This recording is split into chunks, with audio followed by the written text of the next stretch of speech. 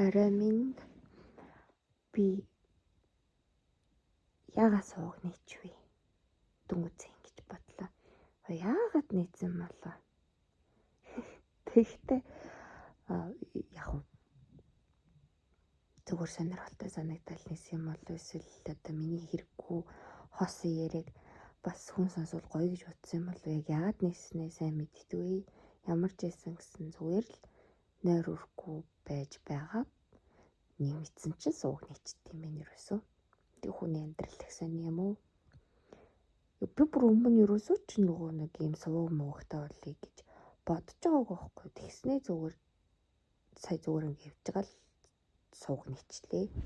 YouTube-ээр юм үзэж байгаад одоо яг яагаад байгаагаа сайн ойлгохгүй. Ямар ч байсан бичлэг оруулах хэрэгтэй юм байдаг юм байна.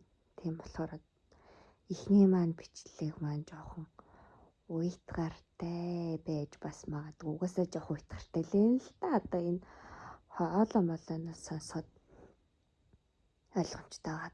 Тэгээ бараг юм унтах гэж байгаа хүний хоолой байж хат чинь ийгээд бичлэг хийцэн ганцаар ярьсан байж байгаа байхгүй. Гэхдээ зүгээр дээ.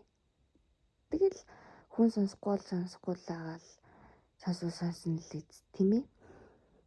Тэгж бодож ин тэгс чинь нэг мэдсэж амар болоо тагтах хүмүүнтэй болцсон байвал яана.